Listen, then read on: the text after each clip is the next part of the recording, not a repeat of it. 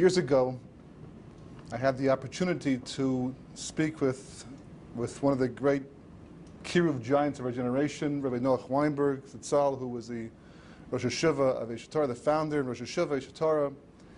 And HaShavua itself is a very outreach-oriented organization.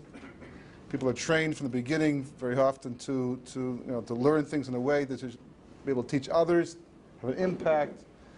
And in the course of one of our discussions with Rav Noach, we actually asked him the question why he got involved, why it was so important. This goes back to the 80s, perhaps, at that time. And it was known. I mean, Rav Noach Weinberg was somebody who was destined to be one of the Gedolei Yador. His learning was legendary at the Mir. Rav Chaim Freund, who was his Chavrus, who was very well known in Meishrim Geulah, a Shalmi, was his Chavrus. He used to tell us stories about his learning. And he was somebody like his brother, who became Rosh HaShavua of Ner Yisrael, Yaakov Weinberg. He was somebody that easily could have been one of the leaders of our generation. Had he continued along with his learning, had he decided to actually stay in learning and go that route, he would have been one of those who would have led the generation in terms of learning and hadracha. So we asked him why it was that he made the decision. Why did he choose a path of outreach instead? Right? Why abandon all of that? And with tremendous mesiras nefesh, tremendous self-sacrifice. His own personal self-sacrifice, his family, and a lot of stress over the years. I mean, Baruch Hashem, by the time I got there, things were quite built up. But the stories I heard of the early days and all the work that was involved in just trying to set HaShavua up was the fifth of many attempts. And he came back with an expression, with an idea. One of Rav Noach's geniuses, amongst the many that he had, was be able to take complicated ideas and sum them up in a single phrase. Everybody can reduce things to a single phrase. The Gemara also does that to some degree sometimes. But to do it in a way that the phrase itself encapsulates the actual concept and idea, that you hear it immediately and it hits you, and this is what's going on. And plus, the ideas that are implied behind it, that's a talent. That's a level of gadlus too. And Rav Noach came back with a phrase that also is legendary, and certainly for me personally, it stuck with me all through the years, and is a driving force behind this seminar, and pretty much all the outreach that I personally get involved with. And he said simply, program or pogrom. That's the summation of Jewish history. Program or pogrom. What did he mean by that? He meant either the Jewish people are busy designing programs and executing, carry out programs that will stem the tide of assimilation, that will deal with intermarriage, but whatever we can to somehow rectify and correct the Jewish people, to solve the machlokas, to solve the sinas chidim, whatever's going on, whatever's keeping us from having the Geulah, whatever's holding us back from being the nation that we're supposed to be, from being the Kiddush Hashem that we're supposed to be. We have to have a program. And if you don't, if you stay neutral, if you sit back and let things simply run their course, chas v'chalila, historically we've seen pogrom. Either an actual pogrom, or a blood libel, or certainly increased anti-Semitism. That was the choice the Jewish people had, program or pogrom. So therefore, Rav Noach, he left his learning, he got involved in Kiruv at a time it wasn't very popular, a lot of controversy, used the term spiritual holocaust in the beginning. People didn't like the idea of spiritual holocaust because it sounded too much like the physical holocaust, but today it's a very common term that's used all the time. And from that point onwards, program to program to program to try to avoid a pogrom. And the truth is, that's exactly how Jewish history has worked. One of the most important questions we have to ask and deal with, and certainly a question that on my mind, is that as being a student of history, Jewish history, basically, is that you notice there's a certain pattern. The pattern basically is that Jewish people come into a certain place, a specific place. We come in poor, sometimes unnoticed. We begin to build ourselves up. After time, we may become successful to some degree. We even become more accepted, certainly more in recent times. And then at some point in time, things change. There's some kind of golden era, and then things all of a sudden change. And they get worse to such an extent that whatever we built up, we seem to lose along the way. And it maybe becomes even worse than that. God forbid there might even be, a Holocaust as there was recently, or a little less than that. But somehow the situation always seems to go down a very dangerous path and the Jewish people always get stuck. And the question becomes, why is that the case? Why are the Jewish people always somehow in the wrong place at the wrong time when it comes to the end of an exile? This basically summed it up. Program or pogrom. If the Jewish people aren't actively working on some kind of program for the sake of trying to deal with the situation, the crises facing the Jewish people, the chas v'chalila, eventually things evolve into such a way that we end up having to confront the situation in terms of anti-Semitism and what may be worse that follows up to that. That was the basic idea. Another idea that emerges from that statement, other than the fact that we have to have some kind of active participation in the process of trying to get the Jewish people back on track, is that it's implying that as much as has to be done, it's not our job to do everything. Program or pogrom really implies basically that our job is to initiate. Our job is to get things going, to start something, to be working in that direction. As the Mishnah says, it's not for us to actually complete the task, but neither are we able to abandon it. We have to somehow get involved on some level. And the Medrash goes one step further. Kodesh Baruch Hu says if we open, I'm talking about tshuva, but it's the same idea by anything. If we open the door just a needle point, just the width of the point of a needle, Kodesh Baruch Hu will open it the size of a hole.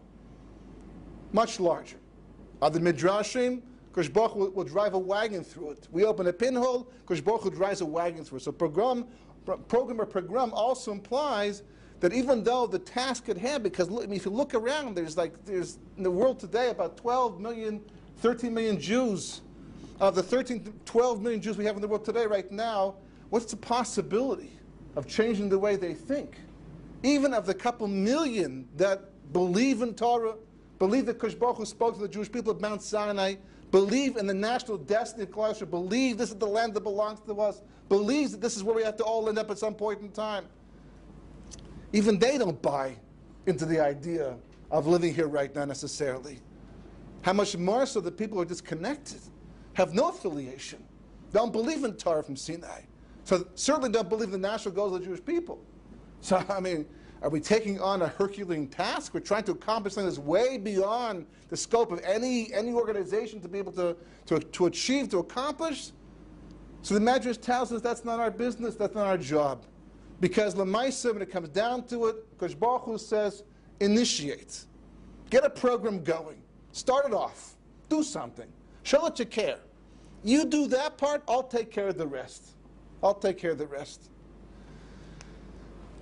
Another idea that's also the basis of this seminar, and any program that's similar to it probably, is that I once also heard Rav Noach when he was speaking at it was actually a Sheva Brochus for one of the students of Torah, and when it came to Rav Noach, everything he spoke about, his whole mind was into Kiruv completely, that wherever he was, whatever the topic was, somehow it always came back to Kiruv Rechokim at some point in time. Speaking at Sheva Brochus, and he made the point, he was talking about how the fact that he was once at a family simcha, a family get-together, and at that get-together, they once came from Slonim Chasidim. Rav Noach himself and Rav Yaakov, his brother, were no longer Chasidim, but they had relatives still. They were Hasidic at the time. And at one of the family simchas, a cousin came over to him and said to him, Noach, we have illustrious relatives, ancestors, in the grave today, great people, who, if they made one Baal Tshuva, one person was Chosi B'Tshuva in their entire lifetime, it was a tremendous accomplishment. And they tell me about you that you've made hundreds, if not thousands, at this point in time. So Rav Noach, being the humble person that he was, came back with a mashal. He said, let me give you a mashal. I'll give you an analogy, what's going on over here, why I'm so successful at what I'm doing right now. He said, imagine a person gets off the boat from Europe. He comes from Europe, it's not familiar with modern day business practices. He gets off the boat, is walking downtown New York, and he looks down the end of the street. What does he see? This big, huge load of bricks in the air, moving from one place to another place, with the foreman hand underneath it, one hand, and he assumes this guy's carrying this entire load of bricks with one hand. Because from the distance, he can't see the big wire going up over to the crane over here. And he's like, total shock. What do they eat over here? What do they feed these people? How is it possible for this person? And he wanted 2 hands, but 1 hand yet. So after he recovers from the shock, he runs down to the end of the street to ask this person what he had for breakfast this morning, how he became so strong. By the time he gets there, the load of bricks has been put back on the ground. They're on the ground now, right? So he doesn't see the difference. He walks over, he says, "Mister," he says, how are you able to do that? How was I able to do what? How are you able to carry all those bricks and with 1 hand yet? He says, what? What are you talking about? He says, I saw it from down the street. It was like incredible. You had your hand underneath and all these bricks in the air, and then you put them down. It's like, how are you able to accomplish that? From where I come from, it's impossible. So finally, the 4 man, realizing this person's a foreigner, didn't understand what was going on, he laughs for a moment or two, and he finally says, "Nah, you don't understand what happened over here. Let me explain what happened over here, okay? You see this big, huge wire attached to the stones. It goes up to that metal bar and goes across. This thing, this big, huge crane, this carried the stones. This carried all the bricks, all the cement, all the heavy packages. I put my hand underneath it. It looked like I was carrying it, but I was literally, just tagging along over here. But it looked as if I was the one carrying it." So if Noah said the same thing is true in every generation of the successes a person can have. When our ancestors, he was telling his cousin, had to make Bali Tshuva, tried to make Bali Tshuva, it was Haskalah, it was a different period of time. The world was evolving. It was not the period of history that Kosh Baruch was making Bali Tshuva. So therefore, to make one was a superhuman effort. He said, but today, Kosh Baruch Hu, this is the time. He gives man. Kosh Baruch Hu wants Bali Tshuva. He wants people to come back to rediscover their heritage from thousands of years. This is the time he's doing it. And he's asking everybody who wants to put their hand underneath the load and make it look as if they're the one carrying it. I happen to stick my hand under the load. I was the one who came along and decided to get involved in Kiruv at a time that the Kosh Baruch Hu was already involved in Kiruv v'chokim. So therefore, it looks as I'm being successful doing all of this. It's not just Kiruv. It's different. Every generation has a different opportunity. Every generation basically has a different challenge and possibility that you can get involved with.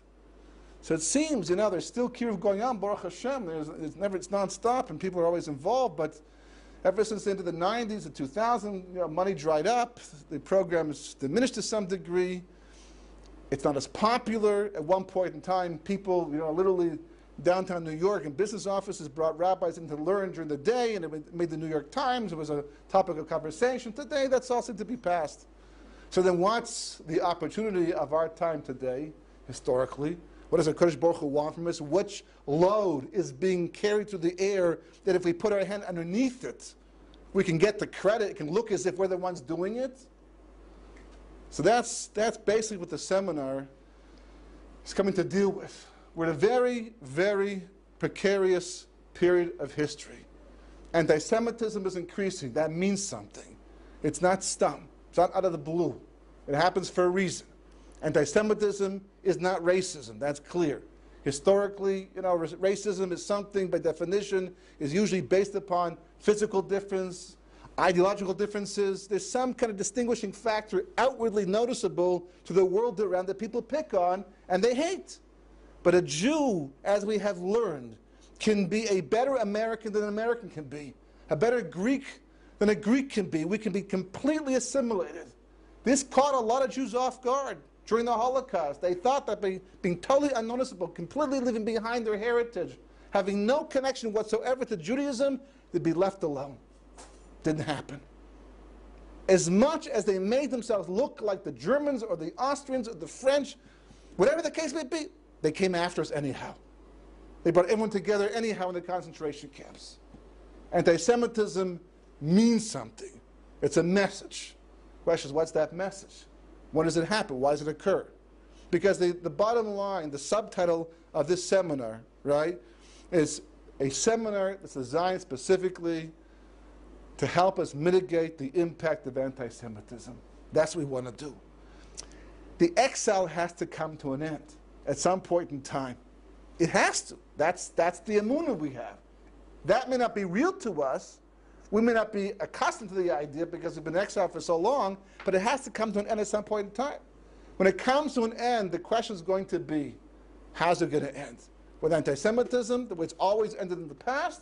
Or can we soften that landing? Can we actually transition in a more smoother phase? The Gemara addresses this issue. The Gemara says in Sanhedrin, brings two mimers, actually a whole series of mimers, but about two contradictions. One contradiction, the Gemara says, the Pasuk says, the Kosh Baruch Hu says, actually, just read the extra verse itself. It's important with the Gemara. The Gemara says, Rabbi Alexandri said, Rabbi Shua ben Levi raised the following contradiction. It says, the smallest shall become 1,000-fold, and the youngest a mighty nation. I am God in its time, B'ita.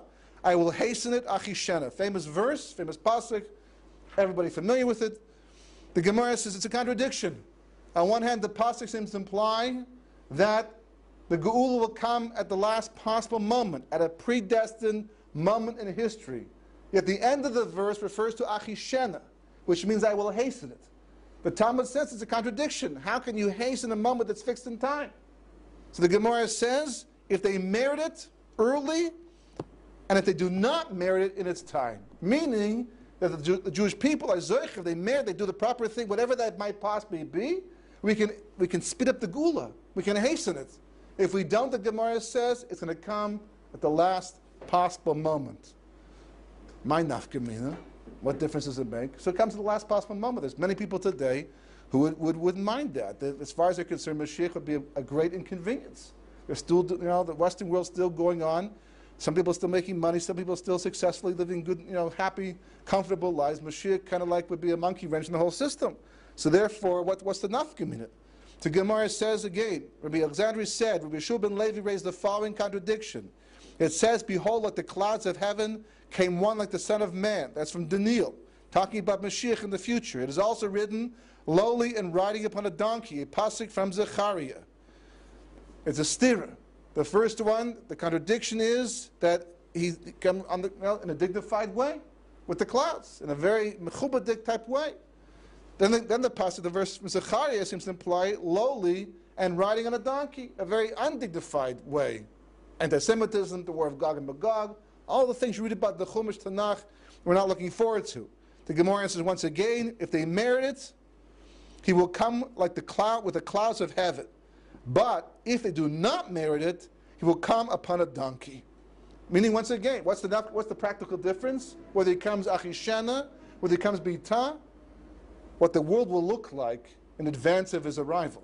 What the Jewish people will be undergoing as we transition from this period of history to the period of Mashiach. That's the difference. And we've seen in the past, and we've read in Tanakh, what that can look like. So the Gra says the following thing.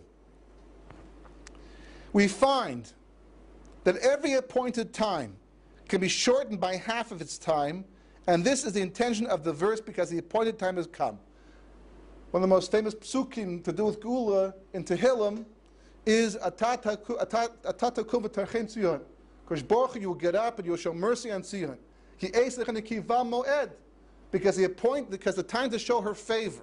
Tzion, Eretz Yisrael, the Jewish people, the time will have come. Kiva moed. That's what the verse says. So he says, what does that verse mean? That it means that we don't need to go to the appointed time. What is kiva moed? The appointed time will have come. It means rather the appointed time can come to us after the fulfillment of what? The second verse. The next verse says, Ki ratzu avdechas of neha v'safrayichenenu. Because your servants, they want her stones, they cherish her dust. So therefore he says, it will be completed in mercy. As it says at the beginning of the verse, you will arise and show mercy to Tzion. So he says the Medrash says something similar on the verse, and a Redeemer will come to Tzion, which we say in davening, that the arrival of Mashiach depends upon the building of Tzion. From that, we see that it's important to be proactive. If you go back over the history of the last couple thousand of years, you see all the disaster. We're told Mashiach can come early. We can hasten the redemption. We can soften the blow. We can mitigate anti-Semitism. What does it depend upon? Says the Medrash, says the Gra, says the Gemara itself, depends upon the building of Tzion. The question is, what does that mean?